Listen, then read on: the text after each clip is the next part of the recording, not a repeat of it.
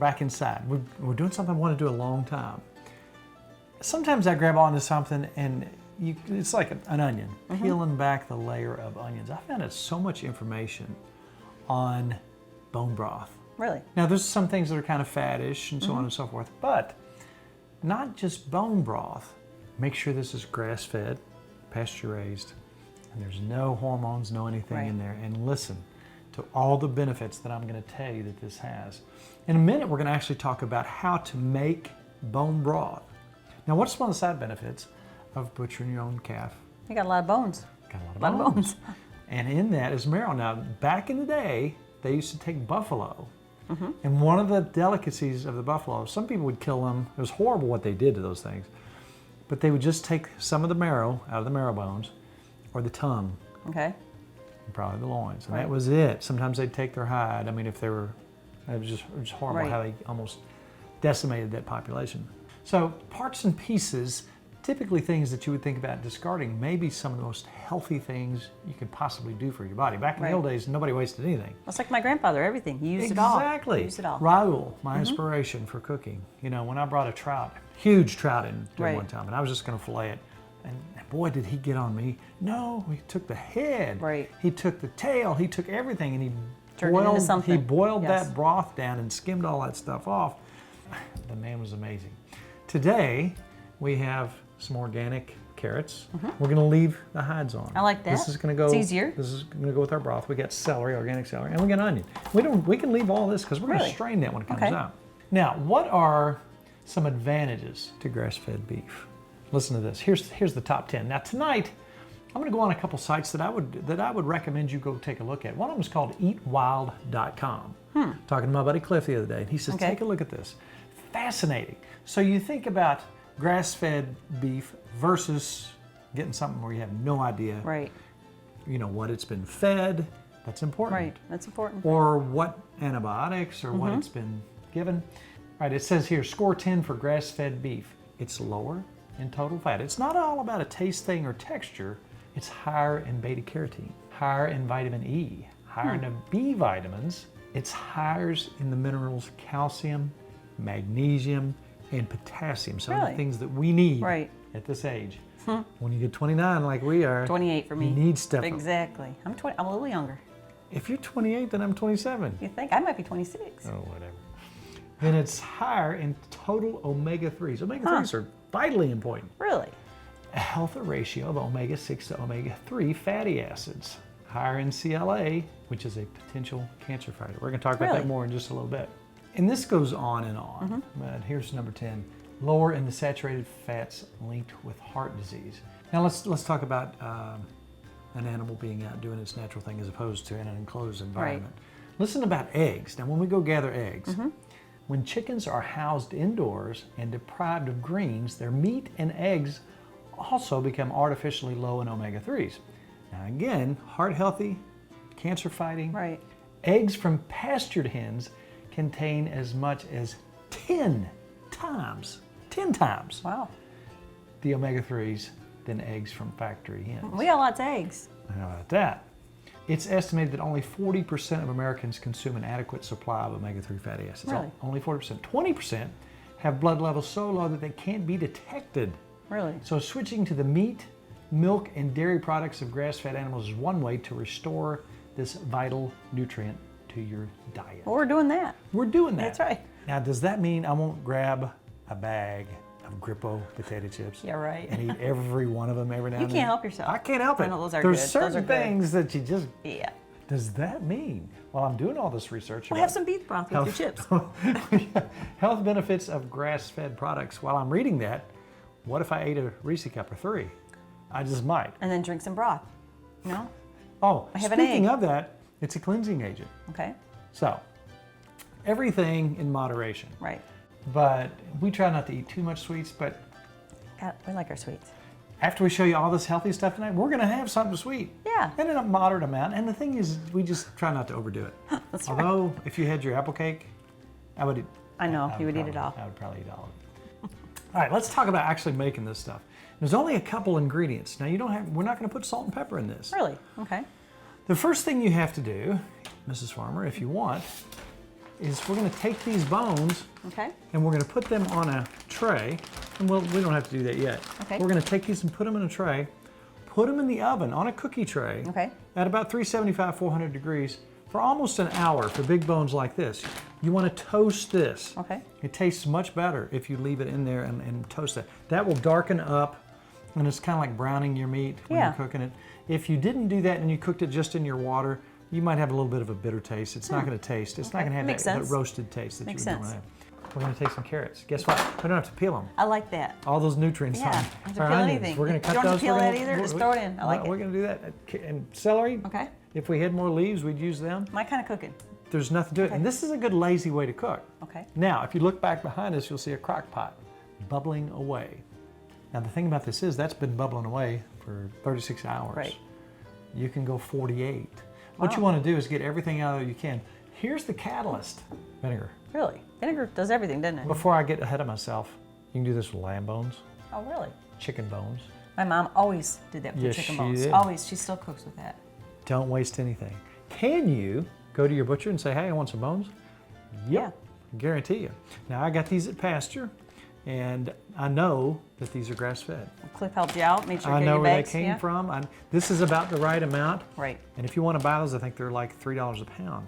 But when you really look at it, you say, well, you're not even going to eat it. But you get this massive quantity. I'm going to start taking that daily. Really? For my joints. Maybe I should my too. Knees. Yeah. And I'm going to do an experiment and see if that works. But when I tell you the health benefits of this, after we do this, you're going to want to try this. And it smells amazing. It smells really good. Our house has smelled good, really. Yes. Except for that short amount of time we lost electricity last night. That wasn't good. But it came right back. But it came right back. Yeah. So anyway, my mouth is water, just smell all this stuff. So simple, nothing to it. All right, Mrs. Farmer, if you will, grab that tray that we've already put in the oven, and we'll see what it looks like after about an hour on 375.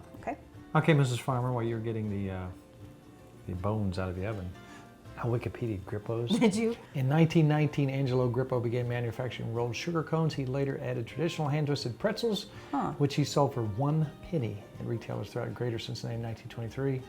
Then by 1959, here came the barbecue potato chips. And I have to specify, I like all their stuff, but it's the barbecue potato chips. Remember you gave those to Natalie and she's like, what are these? She's never had them before. We need to take her to the Cincinnati, Ohio. We need to go. Might need to go visit them. That's cool. That is neat. Okay, back to what we're doing. Okay, we have our bones right here. Now look how different they look. You see that exterior is kind of brown. It actually smells good. There's a little bit of meat on there. Yeah, that's just fine. You can see the marrow itself is browned up. That's what you want to see. And that smells really good. Yes, it does. Now, we are preparing this in a stock pot, which you can do too. Now, we did this, we got a big slow cooker. Right, just let it go. We want to show you the various ways you can do this. You can do this on your stove top. Basically put it on a low simmer and just let it go, walk away. Yeah.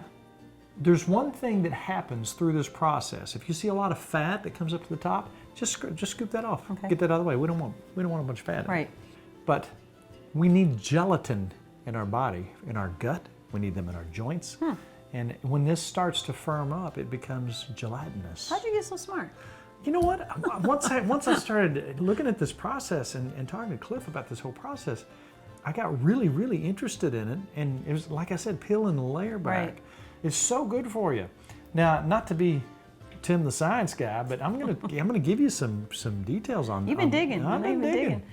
All right, Mrs. Farmer, if you would like, go ahead and plop those in there if they're not too hot to handle. Now we're going to do everything right on this. This is filtered water. We want this to be super healthy so we can detox after we've eaten all our bad stuff. Okay. So simple. We're just going to cut the ends off these. Right. Of course, any bad parts take off, but leave. Cut the ends off the This is for flavor. Okay. And nutrients. So we don't want leave that. the skins on. So just everything cut it. else. How big? Oh, you know, about like that. And if you see your water coming down below your bones, just add a little bit more water. This is so simple. It's almost ridiculous. Same with the celery? Same with the celery. All this? A couple handfuls. I'd say that's good right there. Plop that in, and this is all for taste. And if you want to put an onion in there, how much onion? About half of it? I'd say about half of that big onion. And don't skin it, you said? You can take that base off and maybe peel a layer or two back. But the thing is, we're gonna scoop this water out, and we're gonna ladle the water out and strain it through cheesecloth directly into a quart jar. Now, if you wanted to put it in Tupperware and freeze it, you can do that too. Now it'll stay, you can keep it in the refrigerator for, a week. That's it. Of course, we're going to use it. Now, if you freeze it, obviously it's going to last for several months. The last thing we got to do, for that much, I mean, those are some big old bones. We want to make sure that, and this is the Bragg's raw unfiltered cider You like vinegar. the organic, They say you that like that's good for you. I take a little bit of that every day too when I think about it. I'm going to put, I don't know, 3 tablespoons in there. Just that's about 3, Yeah, 3.5 tablespoons. perfect. And then you get that up to a slow boil, then you back off and just simmer. Okay. You get The onions are getting me. onion eyes. I'm crying because I'm so happy. All right, now go ahead and set that on the stove, if you will, Mrs. Okay. Farmer.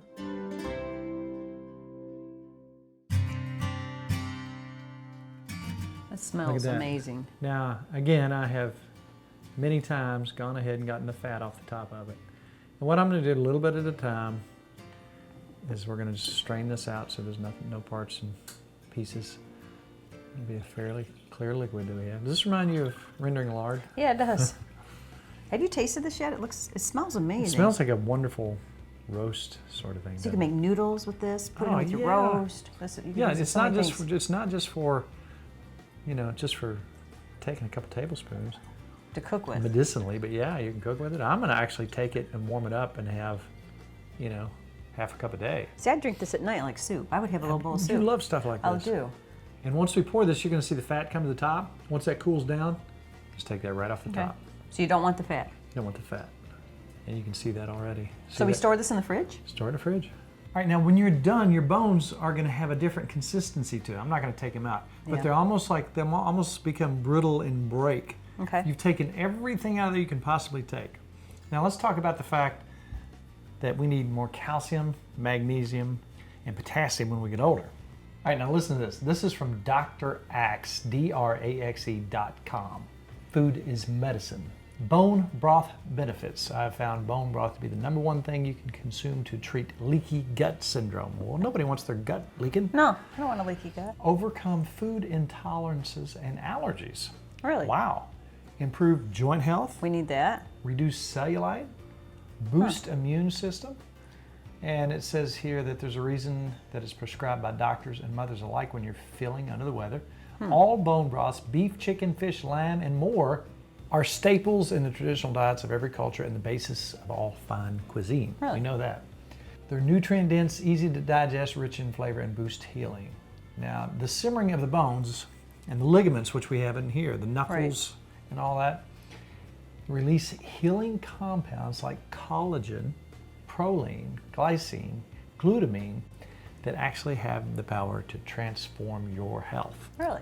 Is that not cool? So we're gonna be That super something healthy. like this, with your omega-3s and all the things that protects your joints as we get older, it's good for your bones, skin, cartilage, ligaments, tendons. The average person in today's world is exposed to so many environmental toxins, pesticides, artificial ingredients, and chemicals of all sorts. While the human body has its own means of detoxifying, this is a great way, since it helps the digestive system expel waste and promotes the liver's ability to remove toxins, boosts metabolism. I like that. It's good for Crohn's, ulcerative colitis, and acid reflux. It's about everything. It covers it Wow. all. And we have done our duty and showed you something healthy. So now let's fix something really sweet. Hey, it's got fruit Because in we can it. detox. Oh, it's got fruit. This is an Okay. old family recipe. Okay. It's fairly easy to make. We went out the other day and we use what's around. Now, I've been fighting with the squirrels Yes, you have. and the yellow-shafted flickers. People used to Okay. call them sapsuckers. They get up there and they peck one hole in it and they ruin it and they Or drop it. pears. Then they'll get down and eat on it and the squirrels will run up and take it. I swear we're lucky to get any pears at all because it's just a constant Right. barrage of squirrels. You gotta have dessert. You got to. Then we'll detox. Yeah, that's right. But you know what? We're going to do something here that tastes very good. We had berries and pears. Right. So we're going to take and make a little cobbler with a little ginger zing in it. With the berries we found in the field and the. It's the Pearberry Express. Exactly. Because you can make it rather quickly. Let's clean this up. Okay. Isn't that pretty? That is Look, pretty. It looks like honey. It does. So we're going to set this out of the way. We'll do the rest of the stuff later. But man, oh man, Yum. just a little dessert, and then we'll go from there.